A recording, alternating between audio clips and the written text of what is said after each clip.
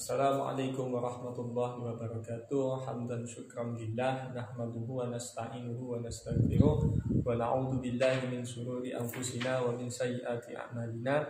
May yahdihillahu fala mudilla lahu wa may yudlil fala hadiya lahu.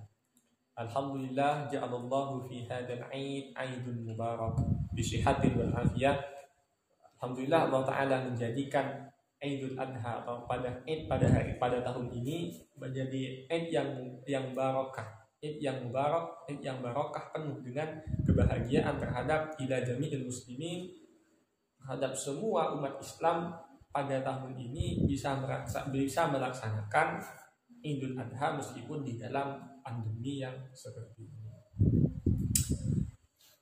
Salah satu yang dicintai oleh Allah pada hari ini atau pada hari kurban ini adalah orang ketika melaksanakan udhiyah, atau biasa disebut istilah Indonesianya adalah berkurban. Yang mendasari tentang kesunahan berkurban ini sebenarnya adalah hadis Nabi Muhammad SAW, ma'amila ibnu Adam yauman nahri amalan ahabba ilallahi min hiraqati damin. Orang yang amal yang paling disenangi oleh Allah Subhanahu wa taala pada hari ini adalah dengan berkurban. Meskipun kurban itu hukumnya tidak wajib melainkan hanya sunnah. Jadi ibadah yang paling disenangi oleh Allah adalah berkurban pada hari kurban. Dan dikatakan juga oleh Nabi, dan kemudian kuku, kemudian rambut, kemudian tanduk dari hayawan yang dikurban itu pada hari kiamat nanti akan datang terhadap orang yang berkurban. Tentu kalau pada hari kiamat datang terhadap orang yang berkurban adalah menjadi wasilah, menjadi salah satu orang itu akan selamat pada hari kiamat. Ketika di jembatan Shiratal Mustaqim, kalau sudah didatangi oleh hayawan yang dulu dikurban, maka kemungkinan besar atau dipastikan dia bisa melintasi sirat tersebut. Itu kata para ulama. Kemudian udhiyah itu sebenarnya hukum udhiyah sendiri adalah antara ulama beda pendapat.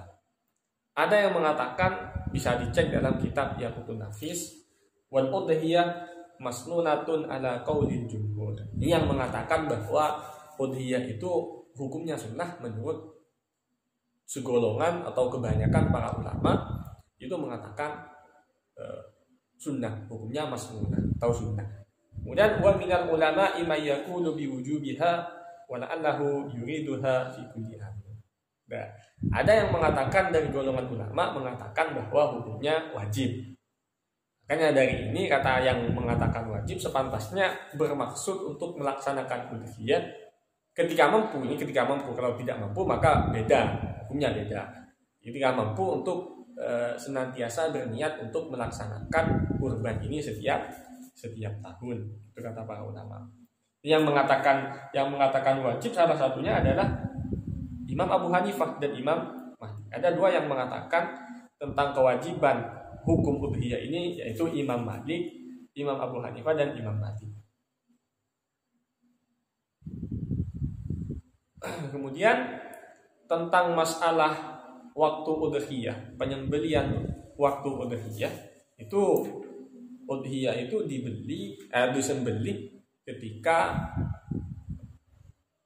ketika sudah terbit matahari, atau bahasa kita di sini min mudhi qadri rak'ataini wa khutbatain khafifatain, ketika sudah pelaksanaan 2 khutbah, kemudian sholat 2 rakaat, kemudian 2 khutbah yang ringan, itu ketika terbitnya matahari pada saat hari yaumin nahri sampai akhiri ayyamit tasyrik. Itu batas awal dan batas terakhir penyembelihan kurban.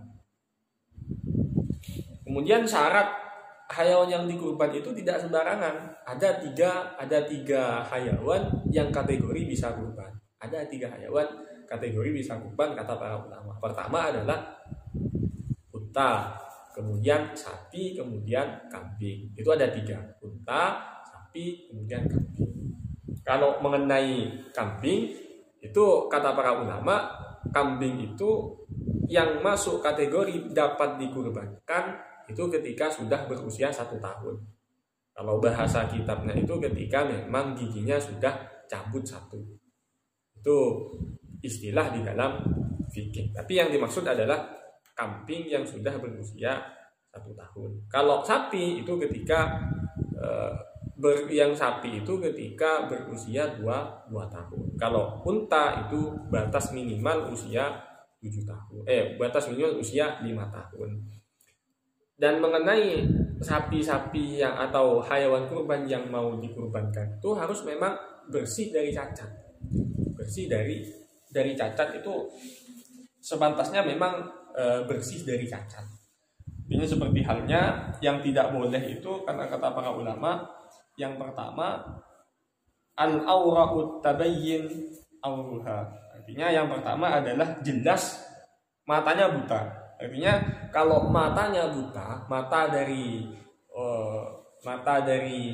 hayawan baik sapi ataupun kambing dan sebagainya, kalau buta maka itu tidak boleh untuk dijadikan sebagai kurban.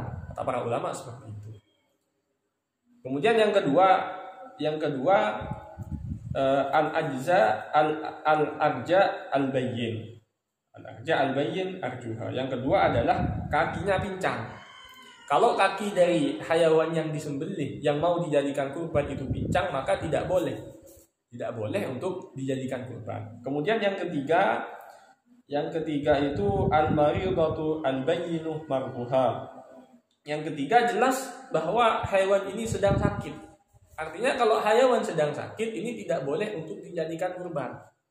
Tidak boleh dijadikan sebagai kurban karena memang ada unsur cacat yang menyertai hayawan tersebut. Maka karena ada cacat demikian maka tidak boleh. Kemudian yang nomor 4 yang terakhir al-ujfa allati dhahaba mukhuha. Yang mana yang keempat ini adalah syarat termasuk hayawan yang tidak boleh dijadikan kurban adalah ketika hayawan ini kurus. Artinya kalau ada hayawan kurus itu tidak boleh untuk dijadikan kurban. Tidak boleh dijadikan sebagai kurban. Karena kurban itu harus sesuatu atau hayawan yang memang dari segi fisik, dari segi umur, dari segi yang lain, dari faktor yang lain itu memang harus sempurna. Itu harus sempurna. Nah memang yang dikatakan Nabi wa anna dama la yaqa'u minallahi azza wa jalla bi makanin qabla an yaqa'a 'alal ardi fa tayyibu biha nafsan. Darah hayawan yang disembelih pada hari Eid, pada hari ayamin nahri atau sampai ayamit tasyrik itu akan sampai pada Allah sebelum darahnya itu menetes terhadap bumi, terhadap tanah. Makanya kata Nabi fatayyibu biha. Maka karena hal itu darah udhiyah itu akan sampai pada Nabi, maka perbaguslah. Artinya maka baguskanlah kurban pada saat itu. Jadi kalau mau berkurban, maka berkurbanlah dengan sesuatu yang sempurna, meliputi syarat, kemudian hayawan yang tidak boleh dikurban, kemudian dari segi usia, kemudian dan sebagainya itu harus sempurna. Karena innallaha thayyibun la yuqbalu illa thayyiban. Allah Ta'ala itu adalah zat yang maha bagus atau sempurna. Maka Allah tidak menerima kecuali sesuatu yang sempurna. Demikian yang bisa saya sampaikan di kesempatan yang singkat atau singkat ini. Semoga apa yang saya sampaikan bisa bermanfaat. Kalau ada sesuatu yang benar itu murni dari Allah. Kemudian ketika ada sesuatu yang salah itu murni dari kesalahan atau kebodohan dari al-fakir. Al-afwu minkum. Wassalamualaikum warahmatullahi wabarakatuh.